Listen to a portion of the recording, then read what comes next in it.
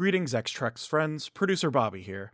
We often discuss many horrid things on our show, but sometimes certain episodes really hit some hard ones. As a heads up, the following podcast and the episodes it discusses involve the following potentially harmful themes: genocide, famine, family power dynamics and potential abuse, serial killers, kidnapping, and pedophilia. We encourage you to make your own decisions based on what you can hear discussed right now, and perhaps read an episode synopsis online to help you. Just don't go by our synopsises, those are insane. Thank you!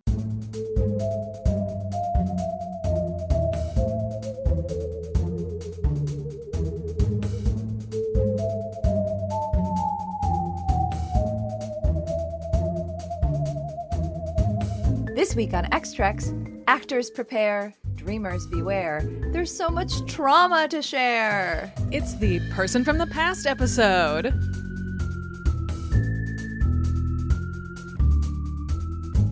Welcome to X-Trex, a podcast where we introduce each other to our fandoms one episode at a time.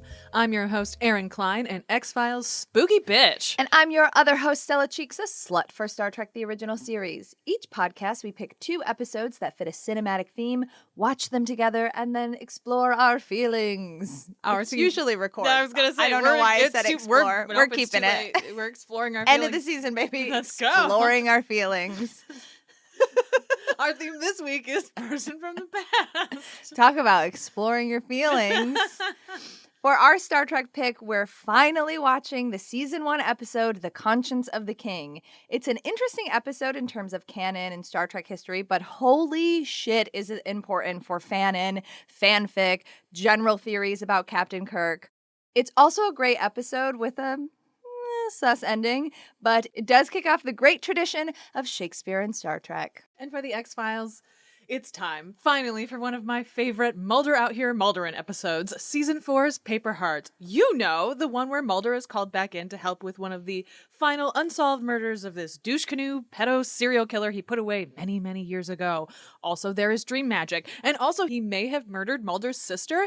There's a vacuum subplot that's like actually really important. And Skinner walks into a hotel room that's, you know, just Mulder handcuffed to the table. A thing I'm sure he's never seen before. Anyway, you ready to dig it in there, Mr. Spock? I am. Let's go.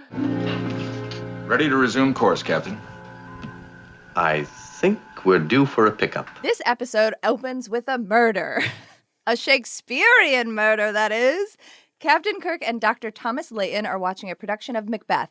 Kirk is like, "This is cool, but what about that new synthetic food you created?" Well, Dr. Layton is like, "Shut up and listen to him talk.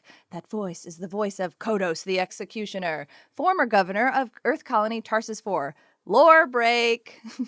As governor, Kodos ordered half of the population to death during a food shortage due to a rapid fungal disease, which I don't know if we went over, but I'm just putting in facts. He believed the supply ships would be late and did some fun eugenics to ensure the survival of the quote-unquote fittest. Spoiler, the ships were not late. Layton, a survivor, one of 9 alive who saw Kodos, asked for Kirk's help because, dun dun dun, Kirk is also one of those 9 alive. Also, 9 alive is fun to say. Kirk rightfully is pissed because Layton promised a new anti-famine food source, irony, as a ruse to get him to visit.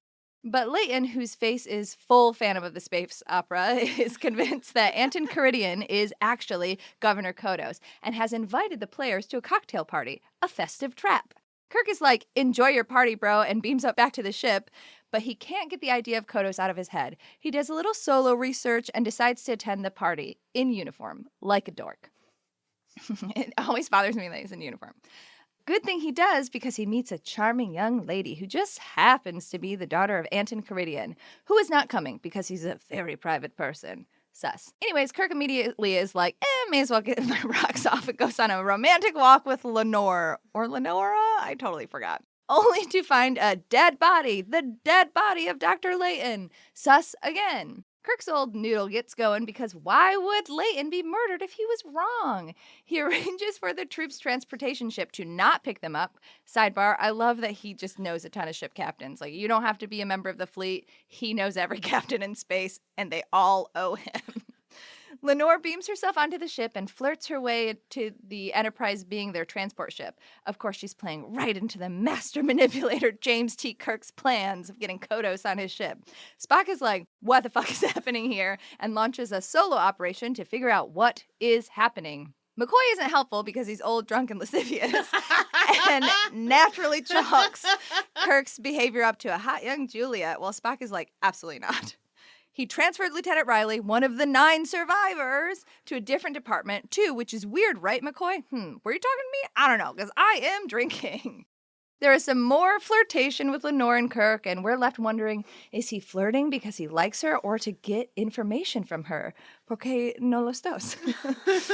Meanwhile, Spock is Spock, so he immediately figures out that Kirk and Riley were on Tarsus 4 together, and through even more sleuthing, he figures out that 7 of the 9 have been murdered, and in each case, Caridian's troop has been somewhere nearby. Say it with me? Sus. While all this is going on, poor Lieutenant Riley is left in engineering all alone and bored. He asks the rec room to entertain him remotely, and Uhura sings him a lovely song. Unfortunately, he is poisoned while she plays, but thankfully the rec room hears him choking on his milk. Gross. Trigger warning for milk. Hard trigger warning for milk. Multiple milk trigger warnings. Shortly after the poisoning, someone sets a phaser on overload and leaves it in Kirk's quarter. Don't worry, though. The Enterprise has a in case of bomb throw here shoot conveniently right outside of his quarter, so everybody is okay. At this point, Kirk is like, okay, we gotta talk to this man, and he accuses Caridian of being Kodos, making him read a transcript of the execution orders. He does, barely looking at the paper because he learns his parts quickly. The future has fancy-ass voice recognition software and shows that it is a near-perfect match, but Kirk still hesitates to accuse Kodos because I literally don't know. It's so unclear. His feelings, I don't know. Riley, recovering in sickbay, overhears McCoy making a log entry and learns that Caridian is suspected of being Kodos. Having watched Kodos murder his entire family, Riley steals a phaser and heads down to the theater. Hilarious that they're still doing the show, where the troupe is aptly playing Hamlet. Riley is ultimately stopped by Kirk, asking him to not throw away his career. Caridian overhears their loud backstage conversation and has a breakdown backstage. Confronted by his daughter, he learns that she has always known about his past, and she is in fact the person murdering the Tarsus 9. He freaks out, again, very loud, backstage, because the one thing not touched by his bad choices on Tarsus is now ruined. Lenore goes full crazy town and steals Kirk's phaser, interrupts the play, suck it Hamlet, and tries to kill Kirk only to shoot her father. What a Shakespearean twist. Lenore gives, frankly, a great performance over her dad's dead body, and later we learn that she has had a full psychotic break and believes her father is still alive and giving performances to cheering crowds. McCoy is like, sucks, because you liked her, right? And the episode ends with Kirk full of feelings, stoically captaining the ship. What did you think of this episode? I liked it. I think I liked it.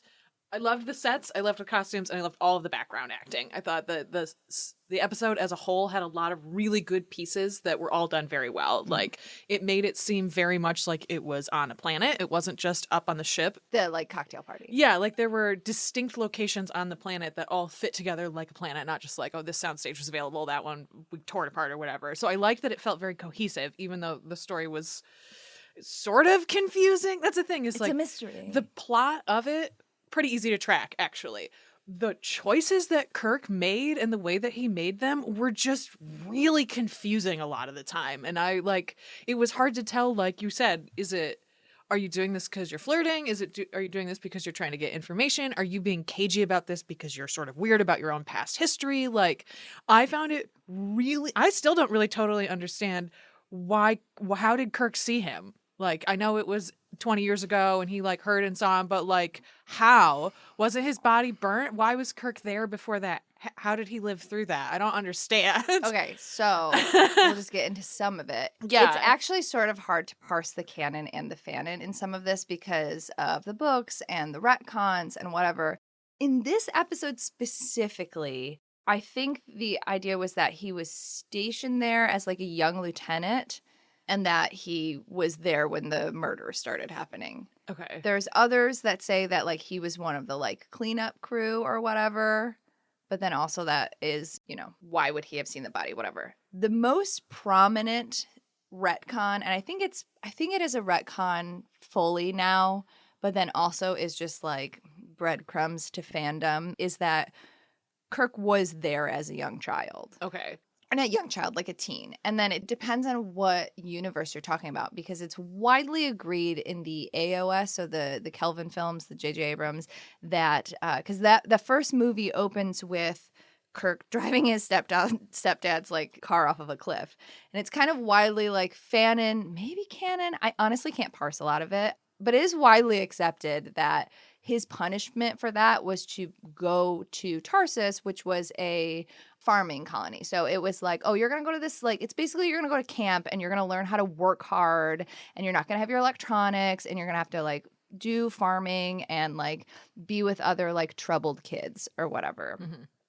So that's kind of widely accepted of what happened in like the AOS universe. And of course, shit goes bad, and if you're going to do eugenics, you're going to be like, I'm going to get rid of these troubled kids. And so a lot of, both in TOS and AOS, a lot of the fanon is that like, or canon, whatever, doesn't matter. A lot of the idea is that he went into like captain mode early on and like helped protect kids and helped fight back. And part of the idea of the Tarsus 9, and I know I kept saying that just because that's like in my head, that Tarsus 9 is that like they banded together to like save each other or whatever.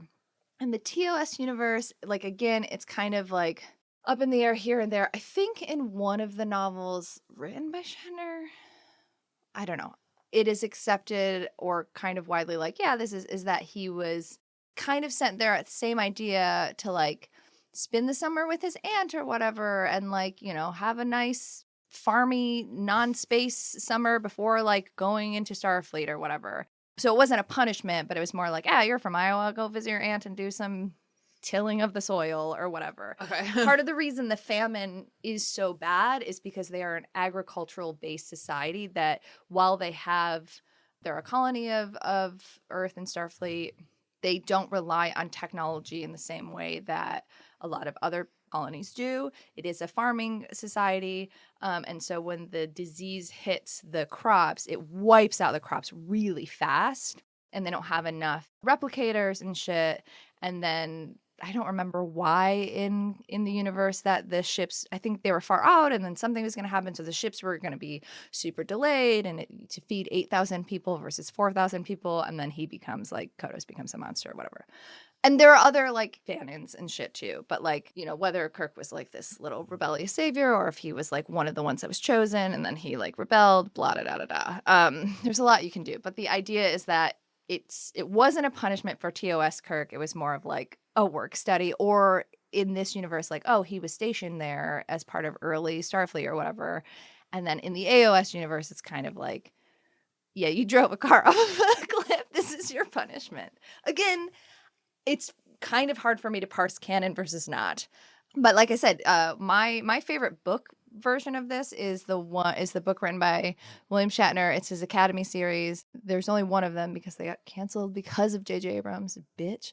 But it's called Collision Course, and it's like Spock and Kirk meet when they're younger, and they're trying to solve this mystery or whatever, and it's like all about Tarsus. It's great. I love it. His ghostwriter really banged it out. I mean, I have like 3 copies. You're more than welcome to take one. All right. Yeah, so that's kind of the idea of why Kirk was there. And like you can fill in the blank of like how he survived, why he survived, was it good, was it bad, whatever. But because this is the first instance of Tarsus, we don't have a ton of that, right? And so, yeah, some of his choices are weird. I think my read on Kirk is that I don't think he was there maybe as long. I think he also is really good at suppressing his feelings, as we know. I think he didn't want it to be true. I think he didn't want it to be Kodos. He wanted Kodos to be dead. He didn't want it to be true because he didn't want to have to be confronted with the fact that, you know, all of this was happening. Because that's why he keeps getting evidence and then pushing it away. Because I think he just can't. That's what's so confusing. I think he can't reckon. I think he can't reckon with it. Like, well, like there's the scene 4,000 people. Like, you know, like he saw a lot of fucked up shit. So wait, I have a question then. So yeah. They're split into the 4,000 who just vaporize and are dead, and then there's the other 4,000. Did all of them also die? Why are there only 9 people left? The 9 people are the 9 people that saw Kodos and can confirm his identity. Yeah. Okay, so the other 4,000 people were just people on the planet who they lived. Yeah. Okay. They all right, lived. got it. for various whatever. Yeah, and like that kind of tracks with like Kodos as this like, I'm just this very private person. Because you can chalk it up to him being like, I don't want anybody to recognize me as Kodos. But I also think that he thinks that he's like this. He clearly is a megalomaniac, right? So it does track that that they're the 9 that can recognize. I think it's also implied, and again, I'm probably mixing up real and fake, but whatever. Honestly, at this point, the fake stuff is more important. If you go and read it shows up in, even it is a throwaway line, or it will show up in one scene. It shows up in like, truly, blanket guess, 75% of fanfics. Jesus. It's like very important to know what Tarsus is. Even if it's just like Bones making an offhand comment of like, hey, eat this. I need you to eat something right now because like, you know, he's being weird. Yeah, so it's like very important. But I think, the idea in a lot of it is that the 9 were slated for murder and they got like up close to Kodos and like saw, not just like Governor Kodos kind of far away or whatever, like saw him in his like quote unquote last moments. Also, I think he butchered 4,000 people. I think more people technically died on that planet. It makes sense, the difference between the AOS and TOS, because I was kind of thinking it like TOS. He was just on the planet, like he wasn't part of Starfleet.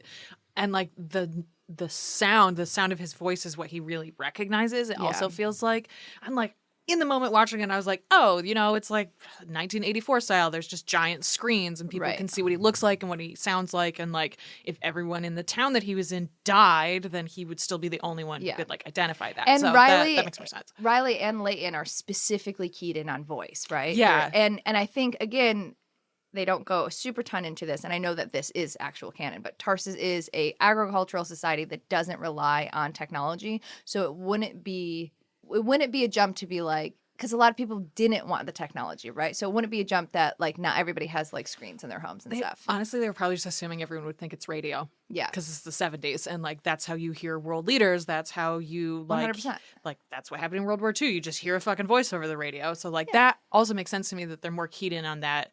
Or that Kirk might not even be able to physically recognize him. Like he could identify him, but he like also if you're a child and this man's super old, he's like looking at the photos side by side. Like it just felt very confusing about that specifically. And especially in the moments where he's having the very loud argument with Riley backstage where he's like, it might not be him. You can't be sure. And it's like, no, we all know that it's him. Yeah. At this point, literally everyone in this room knows that it's him. All of the audience knows it's him. Everyone basically watching this fucked up play knows it's him. Yeah. Like, it's so bizarre that even in that moment, he just clings to it.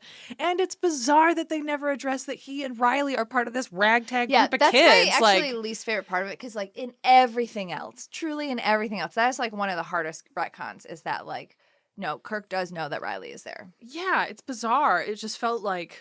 But also, yeah, I don't know. I think it's not, I'm just jumping to whatever. I'm fixing their writing mistakes because they did not realize how big this and important this episode would be. Especially because it was not super well received at the time. Yes. Because of the quote, too much talking. I think it's not unreasonable to think that some people went through like name changes. I guess that makes sense. But like you said, Kirk knows everyone on his ship. It just seems so unlikely. That is a headcanon for us now, and it's absolutely an AOS canon thing, and it is a like TOS like fanon thing. But actual canon, if you watch TOS, he doesn't know everybody's name on the ship. He's not that person yet. He gets to be that person, and also like again, fandom specifically with TOS makes him that person because it makes more sense that he would be that person. And again, AOS that is him, and part of the reason people chalk that up in AOS is because they're like, no, this bitch makes sure he knows everybody because he wants to know that he's in charge of their lives because he protected so many people and watched a lot of people die, which does make sense. Like J.J. Abrams should be so thankful to fandom making a lot of his shitty writing make sense. Again, a lot around the trauma of Tarsus. Like fandom is incredible. And like, again, this episode is good. I like this episode. I like the Shakespeare. I think I can almost always use less of a romantic subplot, but like that's the show. It's the 60s, whatever. But I do think it's an interesting through line. I think the acting is really good in it. The mystery. The Spock is great in this episode. Spock and Bones are both great. Yeah, they're both great in this episode. Riley's great. Like I really love Riley. I really, like whatever, check off whatever. But like they should have just kept Riley. Like I like Riley a lot.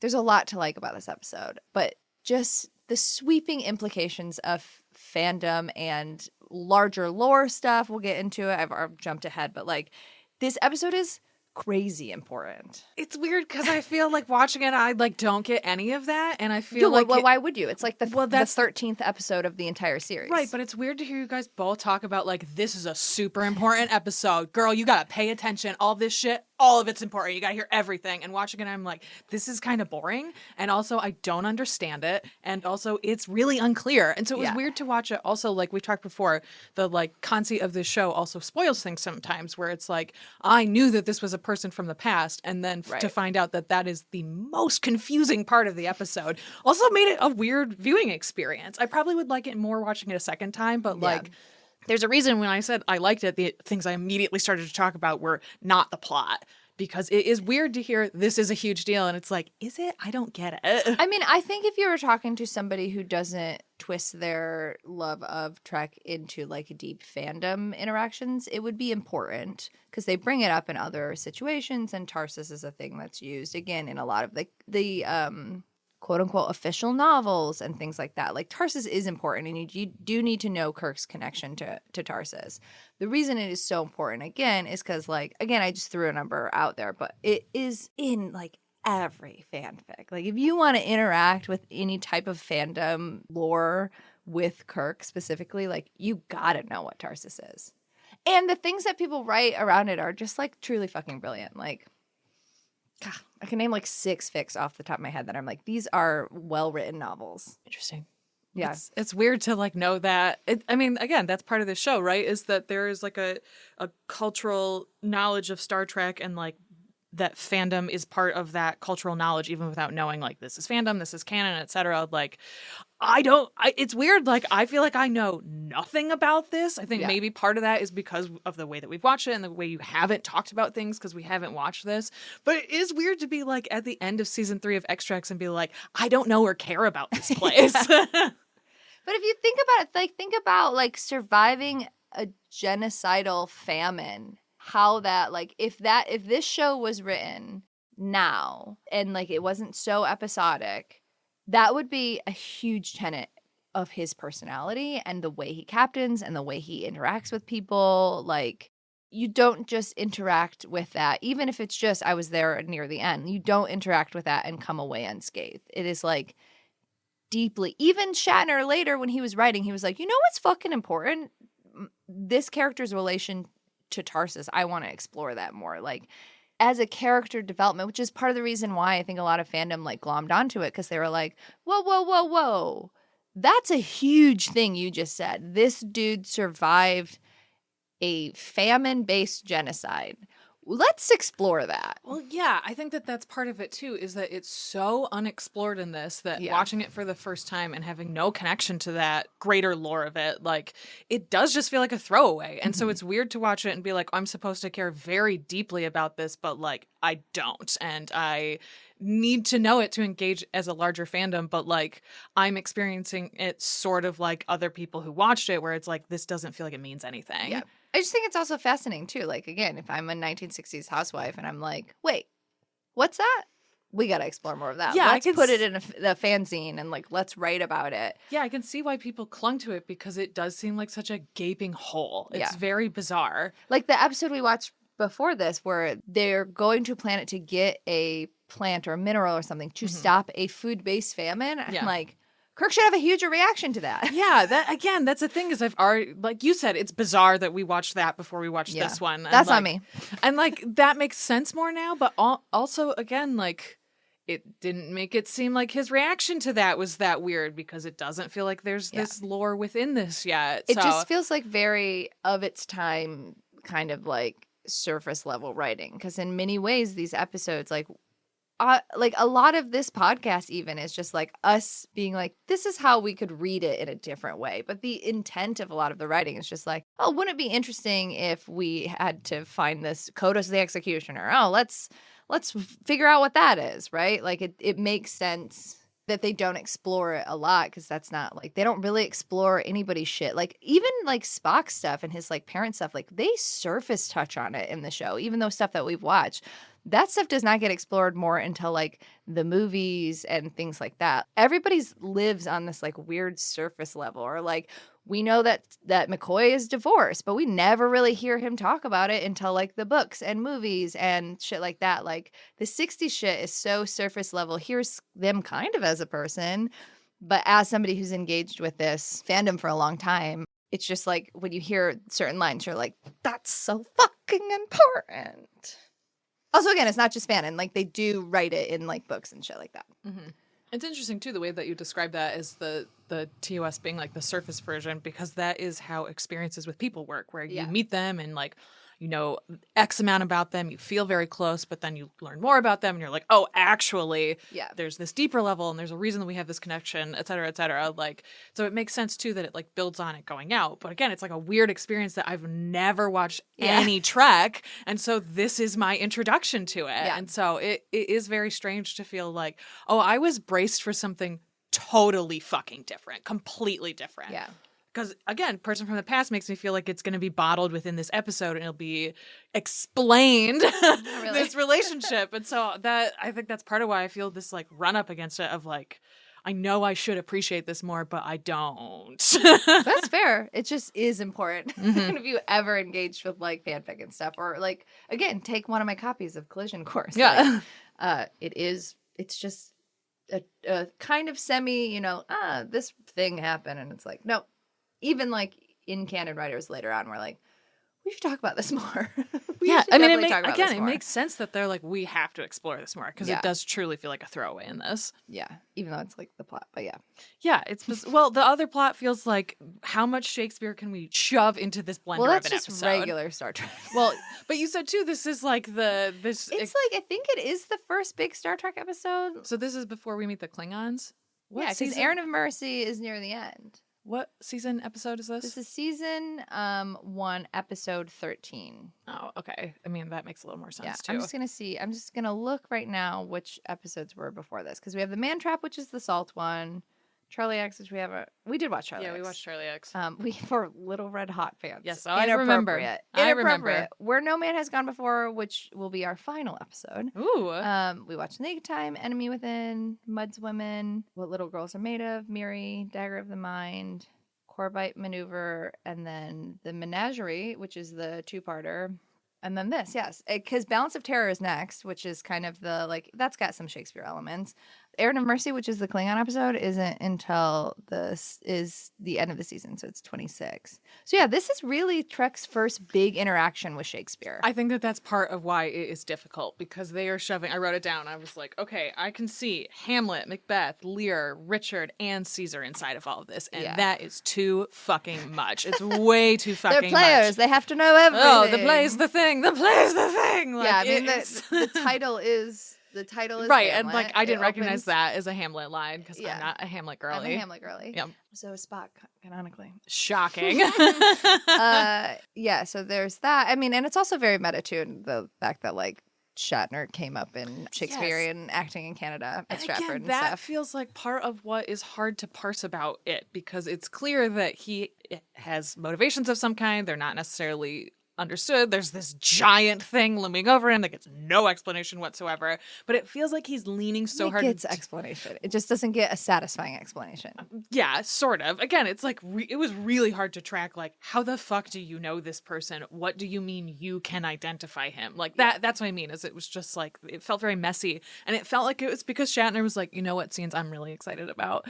Me and her talking in the hallway for like 87 minutes. Like, hey, you didn't write those. It feels very Shakespeare, and it feels very much like Shat was like, I could lean into this, absolutely, let's go. And like, I like that, but it does feel like they were like, this is the only chance we'll ever get to do Shakespeare in space, and so they just shoved everything into it.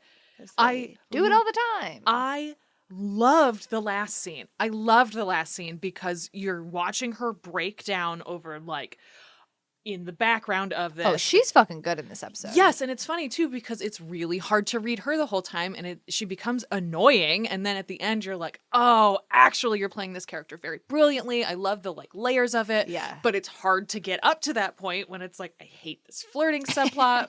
If you're They're both using each other because she Right. knows she's got to kill him and from the get. I knew it was her like almost immediately Yeah. too. It was like, this is so obvious that it's as soon as he talked to Konos that time, it was like, it's the daughter. Yeah. There's no doubt in my mind it's the fucking daughter. So like she was great, and I loved that breakdown scene at the end, especially after she had killed her father and she was doing the Lear thing of like crying over the body, and you see this breakdown, you're like, oh my god, this woman. And then they went back and did the long shot of the audience still there because they're still doing this fucking play, and it's being broadcast to the rec room too. Oh, I didn't so like realize the that. whole ship is watching this. So I loved that scene of them pulling back and all of them are back there like, oh my god, is this what Shakespeare's like? I've never seen a Shakespeare. Which, like, fair, it is, because it's a bunch of them swooshed together. I think the meta-ness of it actually works, like how her life is like a Shakespearean tragedy. Absolutely. By the time I got to the end, it was like, I understand why all this is in here. It was just like, there is so much and yet so little going on in this episode that, again, like, I liked the parts of it, but it was weird to go in knowing it's important and then be like, but why? Yeah. This is, I think, Star Trek's first reference to all the eugenics stuff, too, which becomes very important with, like, Space Seed and the eugenics wars of the 90s or whatever. Also, tie in with Space Seed, this episode, Lenore is tied with the record with Ricardo Montalban and Joan Collins for most costumes worn in a single Trek episode. She did wear a lot, and most of them were not good. Yeah, they were bad. They were really bad. It looked she like looked great at the end in her like old timey Yes. costume and her hair and like her crazy eyes. But like also her shitty like costumes and weird dress with the rug she was wearing at one point feels very much like a traveling troupe where they're like, reach in, make it yours. Yeah, that's true. There's some more like interesting stuff about like it's not just this episode's not just important in terms of fandom and like Trek canon. I'm not a big Simpsons person, but lots of people probably know this. There are the like the bad alien guys. I don't know. They're named Kodos and Kang, which are both characters from Star Trek the original series. This one and then Kang, which is Day of the Dead, which I think we did mention. Yes, I remember Kang. Okay. Yeah, so Kodos and Kang come from this. And then this one I pulled just for you. So the new Battlestar Galactica, the executive producer, Ronald D. Moore, I guess. So he named a prison barge in that the Astral Queen, which the Astral Queen was the name of the ship that Kirk called and said, hey, don't pick these people up. Oh, interesting. But then he also said he regretted it later because Astral Queen isn't really a good name for a prison. I was gonna say, isn't that the one where Six is kept? Girl, I don't remember. I watched Battlestar Galactica like fucking 12 years ago. Yes. True. But I do love that they were like, we wanted to do an homage, but then later we were like, maybe that's not a great prison name. Which I think is interesting. You kind of laughed at this moment where you see Yeoman Rand like looking at the woman. Yes. That was her last scene filmed. It was not. That was her last scene filmed. She found They out did her so they did dirty. her so dirty. She found out a week before that this was going to be her last one, and the only scene that they filmed was her like in the background giving this blonde woman a shitty look.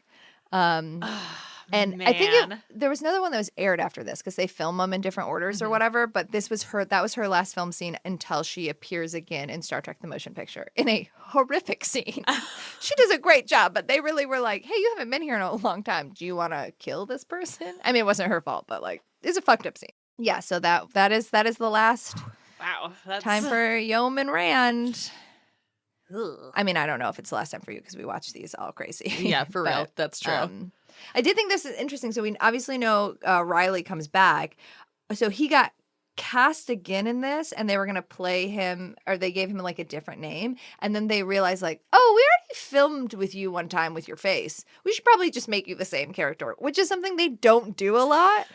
That's so British So TV good too for to them. be like, you get to play these 8 different people. Yeah, That's yeah. character work. That's how that works a lot of time. I think they like switched his department from like navigator to communications and then they were like, go to engineering or whatever, but it doesn't matter. This episode, when it aired, low ratings because of quote too much talking. But now it's pretty favorable. Like people like me who are like, no, you must watch. But then Wired, Zach Hanlon, both give it like top 10, A- ratings. Keith DeCandido from Tor, which we talk a lot because I like his summaries. Also, he's a pretty good writer. Like he writes books and stuff. He writes Star Trek books. He gives it like a 7 because he liked it, but he didn't like the ending. Other people are kind of like mid about it, but like mostly overall, people are like, no, this is good and important. Oh, that stuff. The what? I was shooting Oh. imaginary guns in the article. Now that I'm looking at my extensive notes about this, the line about Kirk being a midshipman fresh out of the academy stationed on Tarsus was in the episode, but they cut it. So actually in this episode, you don't even know why he was there. Exactly. Which again, they explore later, etc., etc.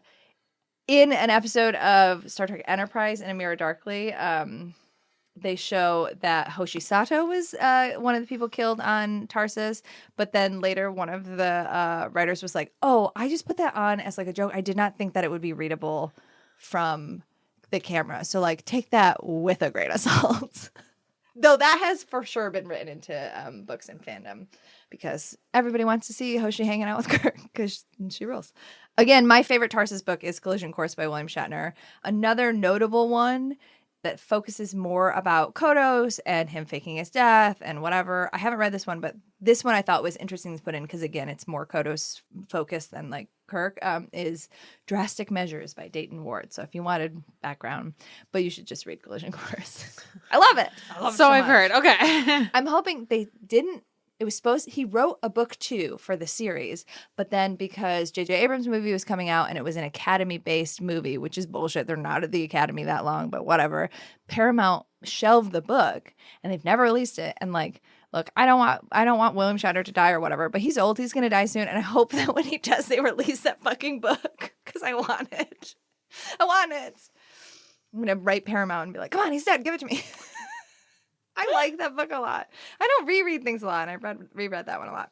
I've kind of gone into kind of the fanon theories and tropes about Tarsus, but I did put in the Patreon notes kind of like the common tropes found in there. There's like, you know, lots of Kirk kind of being the hero and like kind of helping the Tarsus 9 survive. There is and again, this is like a trigger warning. A lot of Tarsus focus fics come with heavy trigger warnings for a lot of different reasons.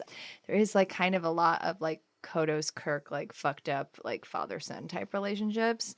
So they're really good. There's lots of hurt comfort in this fandom. Especially there's some really fucking good hurt comfort from the AOS universe that's Bones and Kirk, because one of the canon things in that universe is that Bones is so keyed into Kirk's medical shit because he's allergic to everything in that universe. Like there's a whole scene where he like gives him the shots and his tongue gets big or whatever. And so because he's so keyed into his medical stuff and that they room together, he like knows everything about Tarsus and like takes care of him and his like breakdowns and stuff. And it's great and I love it. Anyways, I also found this quote, which I thought was really funny and just really indicative of people's feelings about Kirk and Tarsus in fanfic. And this is by Dyke Kite on Tumblr. And it just said, let me be clear. When I complain about Jim Kirk not going through Tarsus 4 in the movies, it's not just because I love angst. I just want Jim to suffer as much as possible. And that is what fanfic's about. Hurt comfort, baby. Well, I just thought that was very funny. It's a lot. It's a lot to jump. Is for like what you think is a mid episode. I think it's a good episode. I like the Shakespeare stuff. I think everybody's acting really well in it, but it's probably influenced by like I know all of the things. Mm-hmm. I do think Spock and Kirk Spock and Bones are uniquely good in this episode too. Yes, I really like their energy. I love the get drunk with me scene. Yeah. Come on, get drunk with me. Nah, I'm really not interested. No, but for real, come on, get drunk with me. You're not going to judge me if I get drunk though, right? Yeah, he didn't say it. I thought he was going to tell him, like, if you're not going to get drunk with me, then get out. And it was just, if you're not going to drink with me, then, like, stop being such a pissy bitch. Yeah. I will say, and I think this does become canon later more.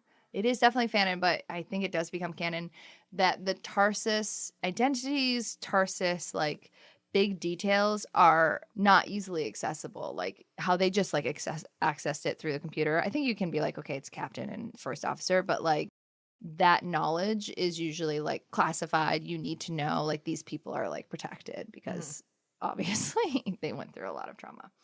Anyways, that's Conscience of the King. Awesome. Hooray. Any other thoughts? My last thought is it's fucked up to have your daughter play Lady Macbeth when you're Macbeth. Yeah, no wonder she was weirdly obsessed with her dad. She had no friends, and also, like, that's a weird relationship that they built over those years, especially because he was like, she's the only thing that hasn't been touched by this. And it's like, bruh, she has. She for sure has. Also, where's her mom? Yeah. Yep. It's not great. It's weird. They're bad people. All right, synopsis showdown? Sure. Captain Kirk is forced to confront his past the best way he knows how. Through Shakespeare. Never trust an actor. I loved that shit where they were like, no, he must go on. He must go on. The play must go on. The play must go on. Near the end when everybody's going crazy. And Kirk is like, the play's not gonna go on. No. It's really not. You gotta stop. We just noises off this entire thing. Like, everyone can fucking hear us. We are yelling very loud. Very loud. I also love the idea that there was like kind of a stage manager that like, kept giving them like cues because they'd be like, okay, we're about to go on, and then keep having this like very intense conversation. Oh no, it's my turn? Okay. Are you ready for Scully? It's me. I'm in the woods. Get out here. What's going on? Not sure I can explain, Scully. You called for a forensic excavation at 5 a.m. on a Sunday? What are you looking for? Just give me a minute, Scully, okay? Mulder, what are you doing out here? I keep having this dream. We open with Fox Mulder dreaming about murdered dead girls, as one does, suddenly see a red laser pointer that presents him with a girl buried in the ground somewhere. Our boy Fox wakes up and is like, I gotta get to that dirt, and runs out into the location and then calls an excavation team, who I assume are literally ready to break the glass at any fucking moment when he calls it 3 a.m. or whatever fucking nonsense. The really dead little girl is discovered to have been murdered by John Lee Roche. Tom Noonan, who is incredible in this part, and Bobby will talk about later. Just wanted to point out how fucking good he is in this. Anyway, he's a serial killer who murdered 13 girls throughout the 1980s. These were much less cold cases at the time. It is actually kind of confusing to watch it today, where it's like, haven't they been dead? No, they haven't been dead that long. Anyway, so his modus operandi, MO, a thing television was fucking obsessed with for like 15 years, was cutting a heart out of the truly atrocious nightgowns of each victim. Just want to say they did not want those girls to seem sexy, and they did a really good fucking job. Just want to point that out to the costume department. So some background. Mulder has captured Roche back in his fancy profiler days by deducing that he committed the murders while traveling as a vacuum cleaner salesman. Very important subplot about vacuums alert. Roche's collection of creepy hearts were never found, although he confessed to, quote unquote, all of the murders. I was like, side note, how the fuck was Mulder chasing this guy and Pusher and that guy who like weirdly ages backwards like all at the same time? Like, how short are these investigations? Is the FBI like, you gotta keep this guy around because it's like imperative that he does this, but also he doesn't do a good job at these fucking cases. It really bothers me. Anyway, okay, wouldn't you know it? Dana Scully ready to do an autopsy at any fucking moment. Again, this is like drop of the hat since she knows who Mulder is as a person. She left that crime scene like, here we go with the autopsies. All right, see you at the morgue. She sciences and determines that the skeleton died in 1975. Uh-oh. That suggests that Roche has been killing much longer than the FBI previously thought. Again, Mulder did not do a very good job on this one. Now it's time to meet Roche in prison, and he's playing solitary confinement basketball, I guess. I don't know. It's the 90s. I don't know. Mulder is like, I'm much better at basketball than you. Anyway, who are these other two hearts? And Roche is like, that's not an effective way to get me to answer any of these questions. Maybe we're doing some flirting. Yes, no? I don't know. Maybe later. Okay.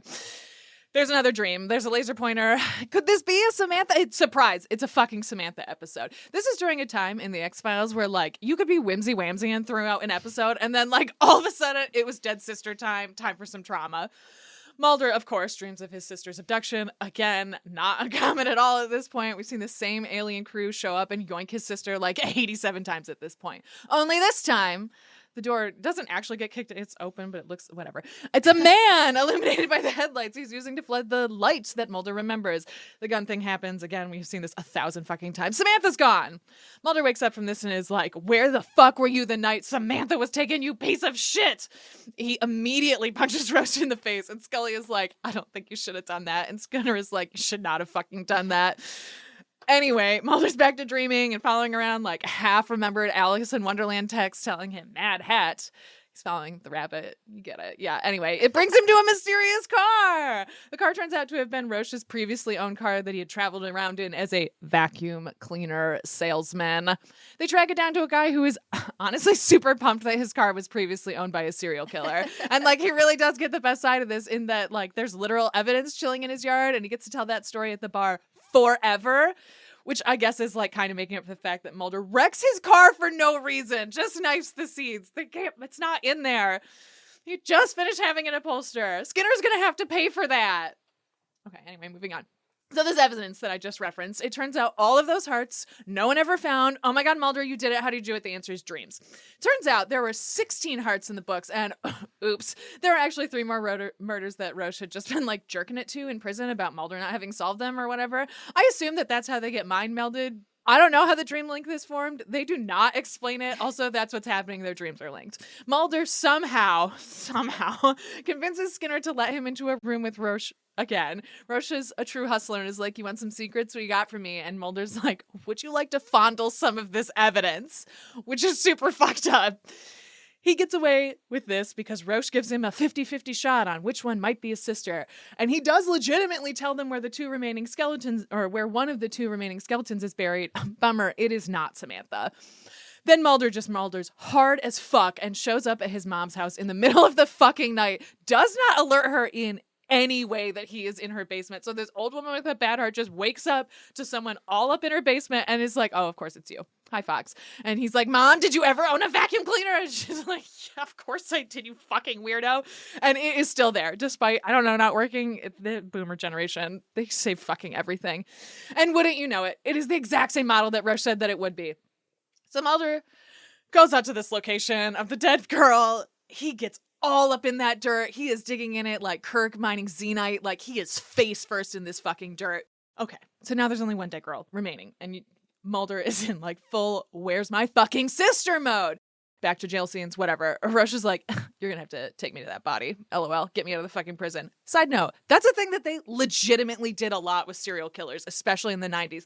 They would just check those bitches out of prison and be like, show us, where did you bury them? And they never once brought them to a location because clearly they're jerking it to the police doing whatever the fuck they want. And that's what's happening here. Roche is like, LOL, take me out. And Mulder's like, I'm gonna. And Scully's like, no, you're not. And Mulder's like, I'm on speed alone at this point. I refuse to sleep. I'm definitely doing this. So he signs Roche out of prison, flies him across the fucking country, and forces him to take him to his dead sister. Obviously, this does not go well. Of course he's leering at a girl on the plane immediately. Why didn't they fucking know this was going to happen? Who the fuck knows? He clearly has a gun. This is pre-9/11. Literally anything was possible on an airplane. Mulder takes Roche to this house and is like, all right, deuce bitch, tell me out. Where did my fucking sister go? And Roche is like, here's the shit from your dream, basically. And Mulder's like, psych, motherfucker, this is not the same house. I tricked you. You're a vacuum cleaner salesman. This isn't even the house with the vacuum cleaner. And he's like, I'm taking you back, blah, blah, blah. Wouldn't you fucking know it? Mulder falls asleep and immediately gets fucking whammied because your dreams are connected, you dipshit. Why did you fall asleep? Where was the speed? Also, this is clearly the plan the whole fucking time, you douchebag. Skinner, of course, shows up, finds Mulder in this hotel room, handcuffed with his own handcuffs, missing his badge, his gun, of course, and his fucking phone. Roche has, of course, used all of this shit to fucking kidnap this girl. That's obviously what was gonna happen. Mulder, you fucking idiot. He's seeing women cry, detective work. We're in Roche's old apartment, which is like a slum hotel, I guess. Like, not once do they go, maybe the other skeletons here. I don't know. They just are like, goodbye. We don't need to check this out any further. No reason to think about it. Of course, there's a bus graveyard, like, right next door. Mulder climbs the fence, even though he could have just found the entrance with everybody else. He finds the man on the bus with the girl. We just watched the Greyhound episode where there's, like, the pulsing pus thing. This is, like, the opposite of that, but the same vein, where, like, this is an empty bus where you're just with him. He's right up in his face. There's this little girl, and the other one's like, panic. There's all this shit happening. Mulder can do anything. He can't. He's terrible. Both of these people wind up dead. Rush is in the back of the bus. He's got this girl at gunpoint, and Mulder's like, you have to tell me where my sister is. And Rush is like, bitch, if you kill me, I'm not going to. And then Mulder just shoots him in the face right next to this little girl and is like, peace, little girl, go clean the blood up or whatever. And then Mulder is sat in a basement. He has literally stolen evidence, and he's a cop, so people don't care. Again, a thing they let police officers do all the time was just take evidence home because they can have feelings or fucking whatever. And Scully's like, I don't know about all of this. And Mulder's like, you know what? It's aliens. Goodbye. The end. What did you think of this episode? It's great. Mostly because of the acting from Roche. Like there are a ton of plot holes and like whatever bad detective work, et cetera, et cetera. But honestly, it's held together because that dude is an incredible actor. Absolutely. And he's technically a monster of the week, but it ties into the greater lore of Samantha, and so he also gets like mixed into that as well, which I like a lot. I think he's an appropriate person for that bridge. Yeah, I mean the dream stuff is dumb because they don't Explain touch it at all. Exactly. Explain it. It's dumb. It's very dumb. But again, he's such a compelling character, and David Duchovny does some like great acting in this. It's a well acted episode with like traditional X-Files plot holes. Yeah, absolutely. Vince Gilligan wrote this episode, who, first and foremost, a fan of the show. And so you know what he did at this epised? He said, I'm going to actually address some of the shit from the longest running storyline in the show that has never been resolved. He was the first person in season 4 to be like, maybe it wasn't aliens. Maybe we explore a little that it could have been, I don't know, a human being. Yeah. Spoiler, we don't get into a lot of this because it's fucking boring. But that is what happened. It is the cigarette smoking man. That's what happens to Samantha. That's explored a lot more later on. And I like in this one, I don't think they meant to do it, sort of in the same like, oh, we're pulling back, we're allowing the fans to like meta guide where this is going. Roche talks specifically about, I was talking to your dad, we had this long conversation, there's 2 vacuum cleaners, one is a princess, one is a whatever the boy one is called. He had a really difficult time deciding which one he was gonna get, and like that is what happens. Yeah. He chooses to keep Mulder and to send Samantha away, which is why his parents get divorced. And like, I like that this is foreshadowing, even if they didn't necessarily mean to do it, but because Vince Gilligan was like, I want this to be connected, it fits in super well, which I like a lot. And also, it's nice that he thought of literally anything to do with this storyline. Yeah. It's been going on for so long at this point. He's the best. He writes very good episodes. He wanted to include like a fetish for the killer, because that was, again, something the 90s was like obsessed with. And so he settled on the hearts being cut from the victim's clothing because the idea was that having him actually mutilate the bodies was too far, and not even if they didn't show it, just talking about it was like a bridge too far, so they didn't do that. Yeah, I mean, I think I've brought it up before, but even like is like recently is like Hannibal or whatever, a show that shows insane shit. The only episode that was banned or cut or whatever is the one where they show like kids murdering kids. Yep. Because they're like, we don't do kids stuff. It's a very sensitive line, and like you can do it kids on kids. You have to write it correctly. It's very Lord of the Flies and like children being feral but it's not outside like, let's of that. put it on TV. It's like one of the only things that America is like, maybe let's not put it on TV. Which is weird because we watch real children get shot with guns all the fucking time. And yet on TV, we're like, no, we don't want to think about that. We talked about this a little before. This part was specifically written for Tom Noonan, and Vince Gilligan was like, I want this dude in this.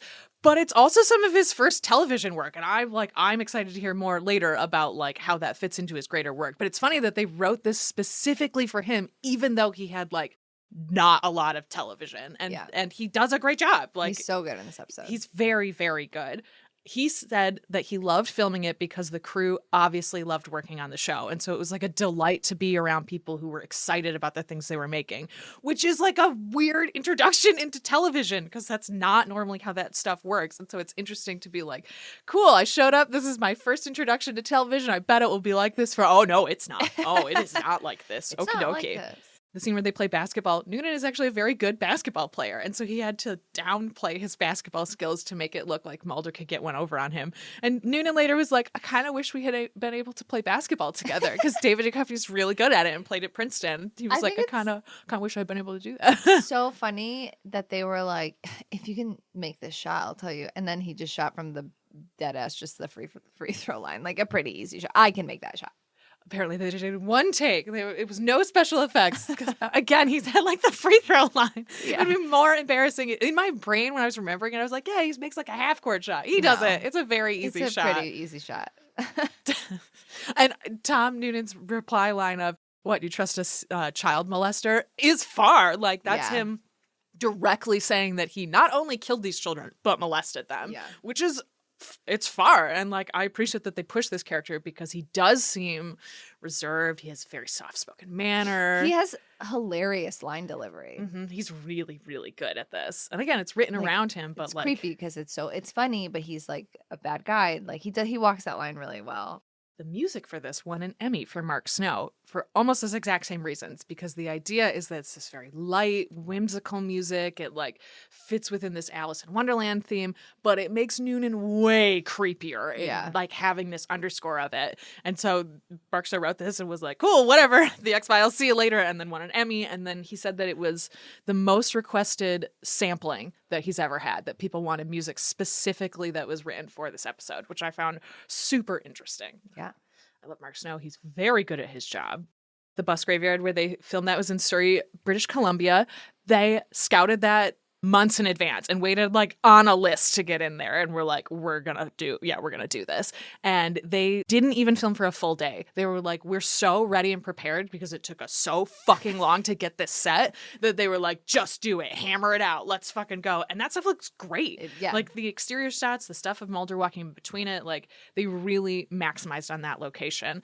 And like we talked recently, a couple episodes ago, about Vienna, the one where they're on the oil platform, that was also a location that was specifically scouted to have an episode written about it. And so this is like the beginning of that, of them using location very specifically to drive the plot along. And so again, it's like a very visually compelling thing too. Yeah. At the time, we don't usually talk about television viewing audience stuff a ton, but this was watched by 16% of the total television viewing audience at the time, which blows my mind. Like, you can't do that now without, like, the Olympics or the World Cup, like, maybe the Super Bowl of American television viewing audience, but, like, that blew my mind. I love that. And it's a good episode for it, too. Yeah. Gillian Anderson, David Duchovny both said this was their favorite episode of the 4th season. And it was, like, the most fun to work on.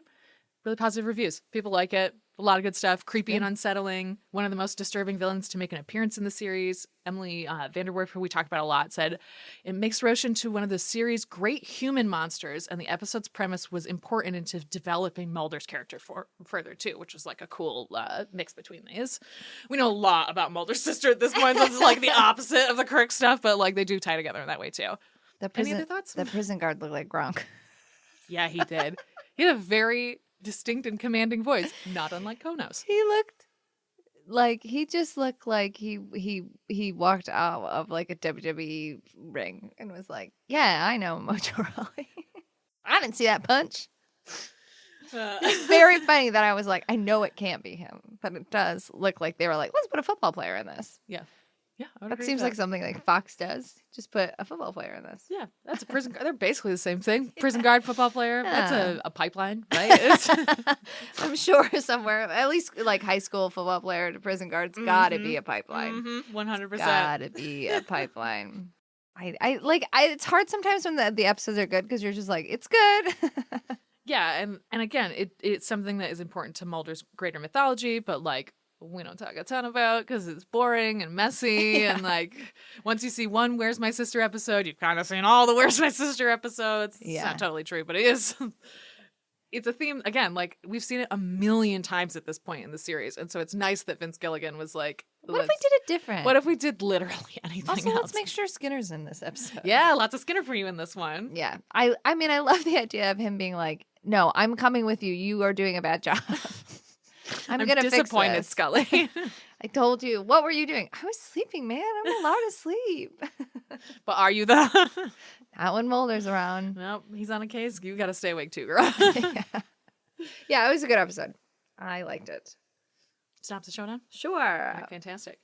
Mulder will ruin everyone's life at any moment if he thinks he might be able to find his sister. Mulder proves once again that he's incapable of doing his job when his sister is involved. Hey! It seems to be the bit. Are you ready for Deep Throat's mission logs? Yes. Want to know more about Gronk? I believe we have a match, Captain. But not an exact match, Mr. Spock. We're dealing with a man's life. No machine can make that decision. Starting with Star Trek and the Conscience of the King, written by Barry Trivers. This is the only script he wrote for Trek that actually got made, but he also adapted a couple of Gene Roddenberry's earlier This Is Star Trek ideas into full scripts that ended up not getting picked for episodes. Wrote a number of films, including The Big Broadcast, Dreaming Out Loud, The Wagons Roll at Night. His other TV work includes Perry Mason, Rawhide, The Untouchables, Mannix, all of those Desilu shows. He won a Writers Guild Award in 1962 for his Naked City screenplay, The Fault in Our Stars, which, like Star Trek, utilizes William Shakespeare. Yeah. This was directed by Gerd Oswald. Fucking hell. I told myself I wouldn't let... Okay. This was directed by Gert Oswald, who also directs The Alternative Factor, which we discussed in our Destructive Powers episode. Yeah, that's the one that you think is real funny. Yeah. Which one? The hallway of Oh, fighting. the one with the 7 blue hallway scenes? Okay. Yeah. So we know Gerd. We know Gerd. Moving on to some lore fan stuff, but also kind of production stuff, I want to expand on something Stell mentioned earlier, because there's this knowledge gap with Kirk in this episode, specifically concerning Riley.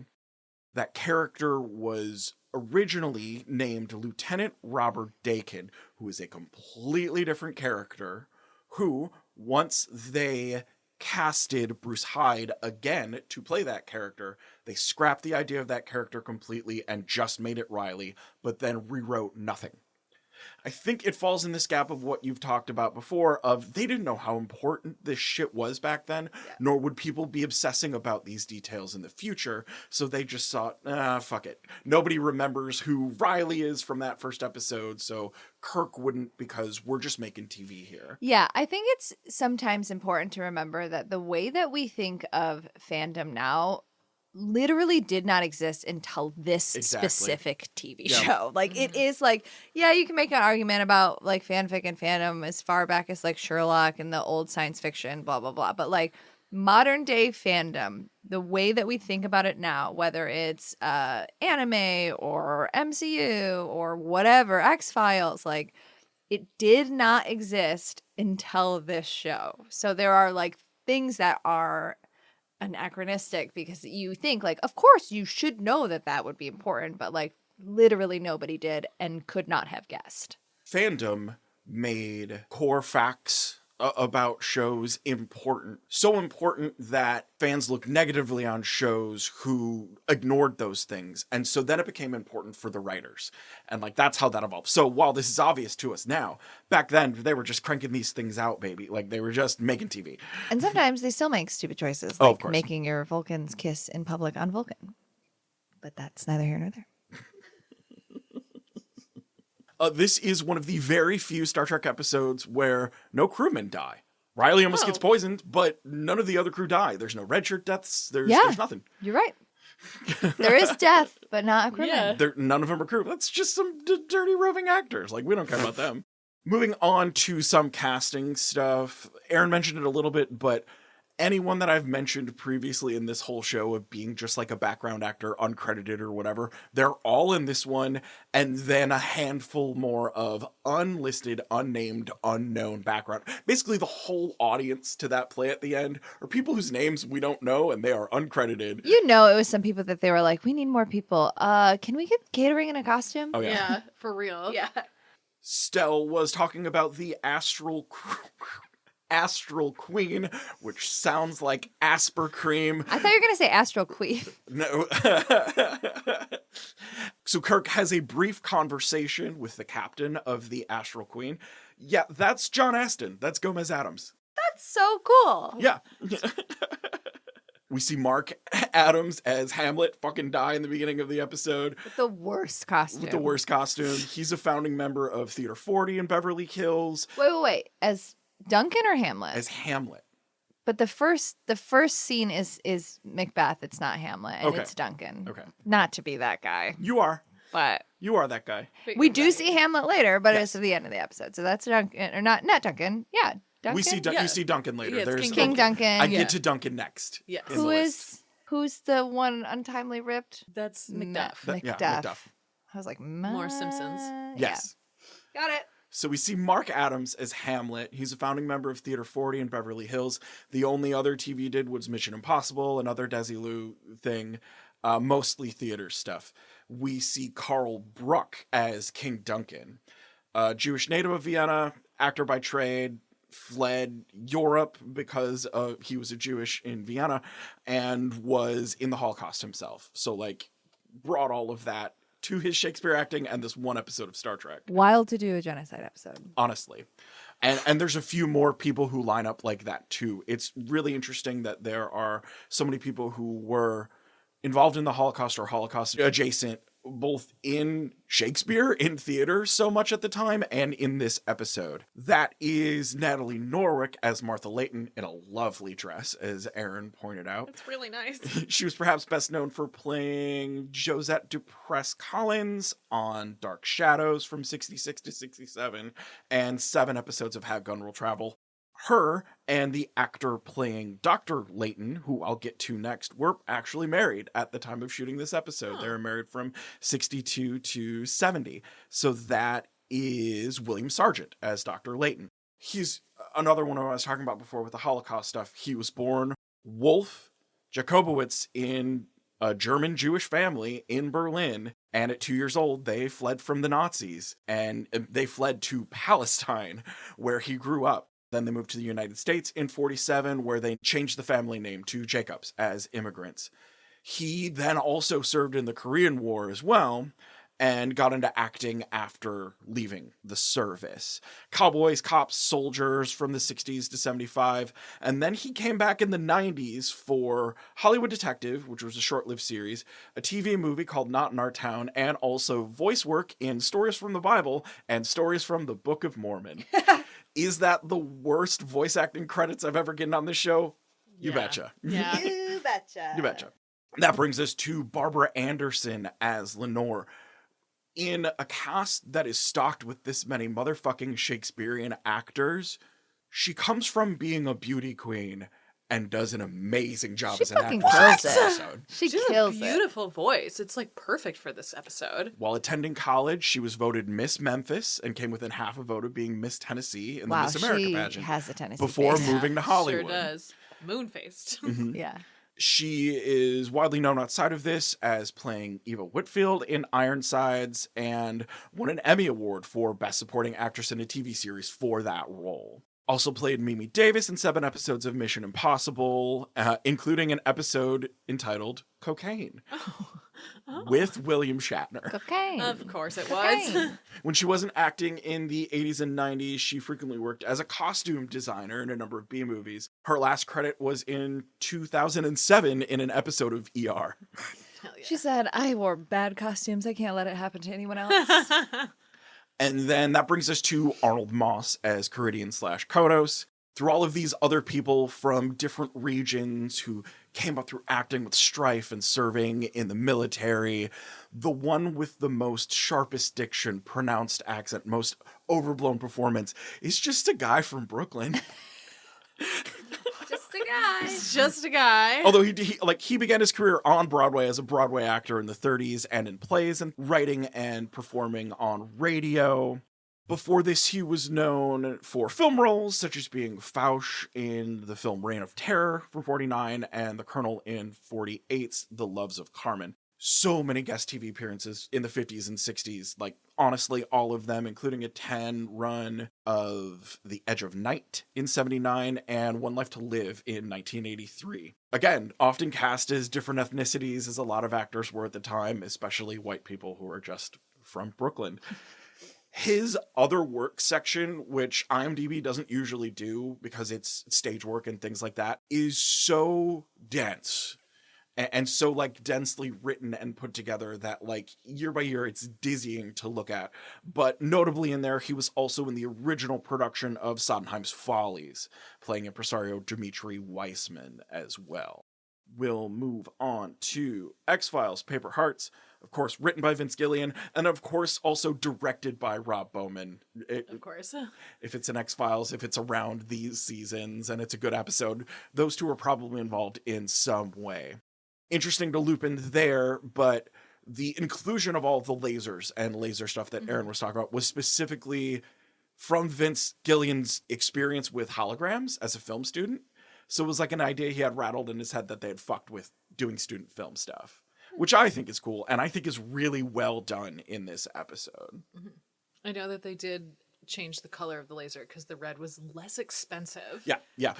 Reddy's Very TOS, honestly. Made it look like a cat, though. Yeah, I mean, look how like do you Mulder get, was being a cat. how do you get Fox Mulder's attention? Laser.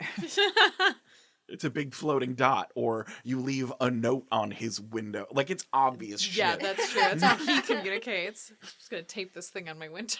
This is also kind of looping into that that conversation about details and what's important to fans. Fans of the show knew that this wasn't Samantha very early on in the episode, as soon as they saw the heart, because that heart doesn't match the nightgown that she's been wearing in every previous scene. Yeah. So it's a great little tip to the fans of like where this is going and how much Mulder's being manipulated by this guy. Moving on to some casting stuff. As our beleaguered on-call female FBI tech, that is Karen Kruper. She's also uncredited in an episode of Millennium and does writing. She's also in season 8, episode 6 of Supernatural Southern Comfort, playing Sarah Alcott Brown. I have to look it up. You The don't name? have to look I it do. up. You know she's going to look it up. What's it called? Southern Comfort? Southern Comfort. It's a Garth episode, so it's got to be pretty good. I don't remember this episode at all, other than the fact that they find that Garth is like Bobby, and Garth is amazing. DJ Qualls. DJ Qualls is amazing, yes. As the prison guard, that is Grob Gronkowski. No, that is Mark. That is Mark Gibbon, who is not Rob Gronkowski. However, he was General Zod on the live Supergirl action series. And was, He would make a good Zod. Yeah, and was Mazel and Thor on SG-1. Bunch of security guard roles, including in the most recent TV series of The Stand. Mitch Pileggi also in Supergirl. Yes. Just saying. That's Carly McKillop as Caitlin Ross, the little girl who just gets checked out like a library book from daycare. Has some smaller live-action roles in films like Hot Rod and Saving Silverman, and a 13-episode run as Alice on Alice, I think, but the majority of her listings are doing voice work on the Card Captors anime as Sakura, and Sincerity Travelers on a show called What About Mimi?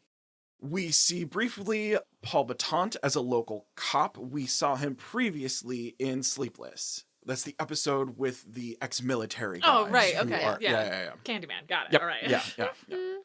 As our painfully fucked over El Camino owner, that's Edward Diaz, who's also in an episode of The Sentinel around this time, and also has camera and grip credits in his IMDb listings as well. He was perfect in that part, It's honestly. great. It was a great bit part for Yeah. him. He was doing the awkward pocket hand Yeah, stuff he did a that really like good young job. guys do at the time. Great shit. As young Samantha Mulder, that is once again Vanessa Morley. We discussed her and all of her Gundam voice work when we talked about Little Green Men.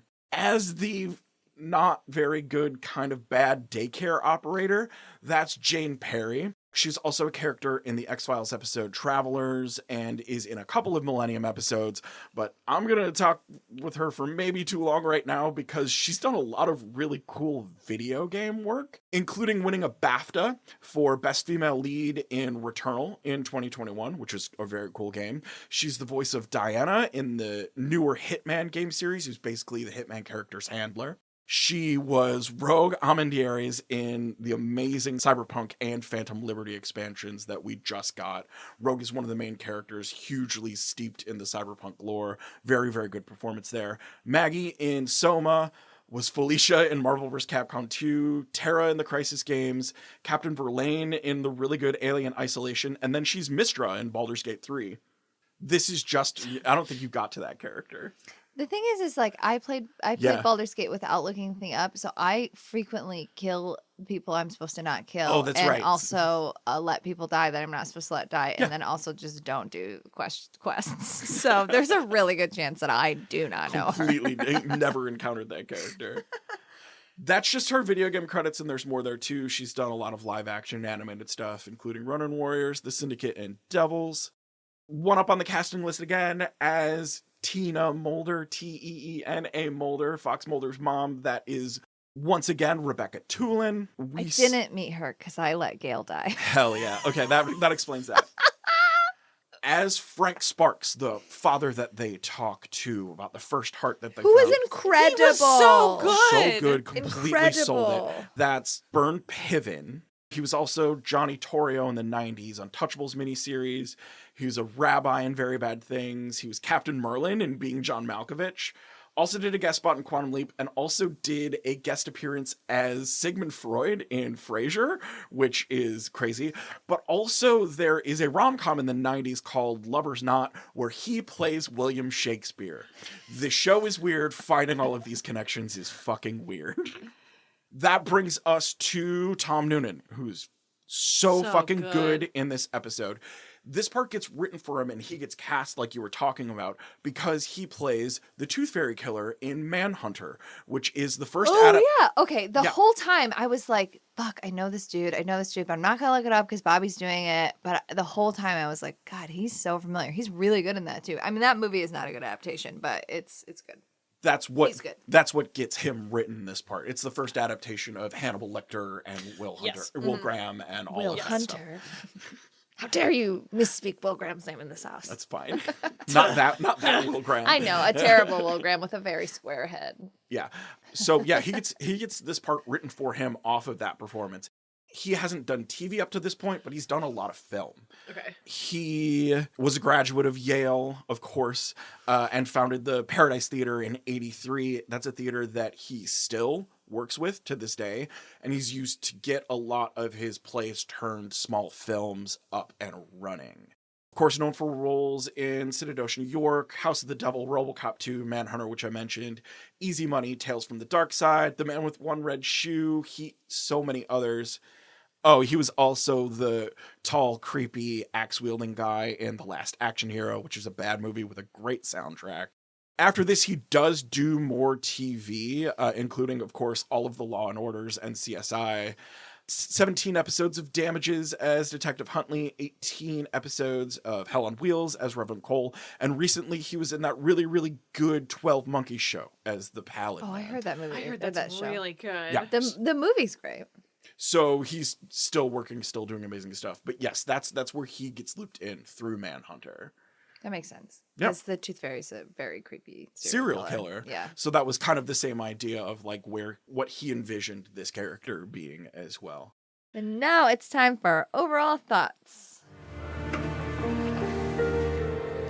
Why don't you go on home and get some sleep? They tied to it was the best. Though both of them were kind of unclear about a lot of stuff, like it did work. But again, season 3, we stuck to the theme. Yeah, they fit the theme. They also like crossover, I guess, in both Mulder and Kirk not dealing well with their unresolved trauma from their potential childhoods. Timeline for Kirk, whatever. Yes, I mean for Mulder for sure. Yes. Okay, so fan questionnaire. As a fan, how would you say this episode holds up compared to the others you've seen? Again, it's weird because it feels very Trek, like it's very Shakespeare in space. There's some good flinging once they throw the bomb down it made sense It made sense to me that there's a bomb chute right outside the captain's quarters. Honestly, it does seem like really smart that he would probably need something. I just love that. That's the thing. Yep. Just throw it in there. It's fine. It's titanium or fucking whatever. Space metal. But I like that there was that moment where they throw it down and they both were like, Phoom! So there was a lot about, again, the sets are great. The costumes are great. Get some Uhura singing. Yeah. Like there's a lot of really good things in it that seem to match with a lot of other a lot of other Star Trek episodes that I've seen. But again, it was very weird to interact with this knowing that it's a huge deal and like not being able to figure out how and why while I was watching it. So I feel like I had a mixed experience with how this holds up. Mm-hmm. That makes sense. How do you feel this holds up among an X-Files episode? You've seen a lot now, too. I mean, it's a well-acted episode. It deals with Mulder's past, both as a detective and, like, Samantha. I think everybody acts very in character. I don't know. I think it's a good episode. Hell yeah. I mean, it is. It's a very good episode. What was the most X-Files moment? Probably Mulder digging up those corpses with his hands. Yeah. Mm-hmm. Probably that. Yeah, probably that. That makes sense. What's the most Star Trek episode? It's how much Shakespeare there is. Like it feels so Trek that there's just so much fucking Shakespeare.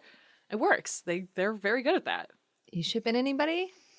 Kind of. I love the Spones energy. Yeah. But part of the reason I liked the Spones energy is because it was Spock being so protective of Kirk, like him sitting in the dark on the bridge, literally wringing his hands, then is like, you know what I'm going to do? Some detective work. Yeah. Like, I love that it speaks of their relationship in that way. So it's, again, like Spock is the middle point, him and Bones, but there's not a ton of like Bones and Kirk stuff in this that I was like, kiss. There's a nice moment at the end of the episode with Scully and Mulder that seemed very like not just we're work pals, like he's losing his mind because he hasn't slept, and you know she gives him that hug and like kind of pets his hair or whatever. So I guess fair.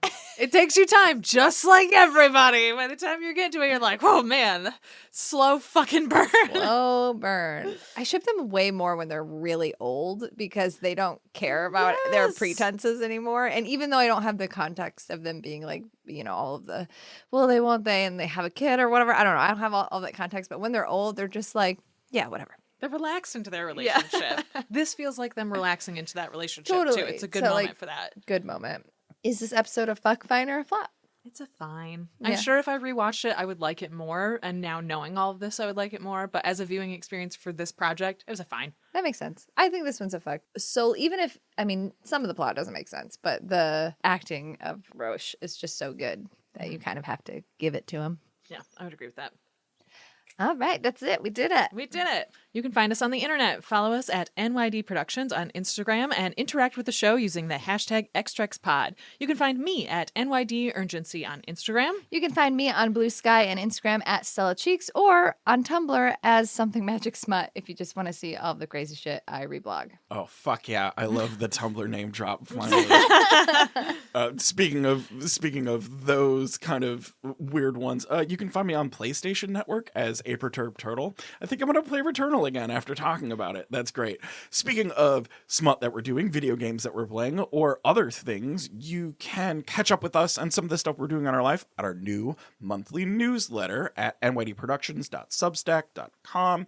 We're also going to update you on content that we're making and working on for that month as well. This is our last episode of season 3, so make sure to send in your questions, thoughts about the season, fanfic request, or whatever warms your warp core to xtrexpod@gmail.com for our season 3 wrap-up show. And I know we talk about it a lot in this episode, but if you want some Tarsus fix, a lot of them are heavy. They're fucking good. They're so good. They're so good. Oh my God. And another place where you could see those fics and post those questions for our finale episode, or just talk with us, share some memes, and scream at the sky, you can hop on our Discord, which is accessible through subscribing to our Patreon at patreon.com/NYDProductions. It's the Discord, it's all the talking, it's the fics, it's more stuff. You can get all of that and more for as little as $1.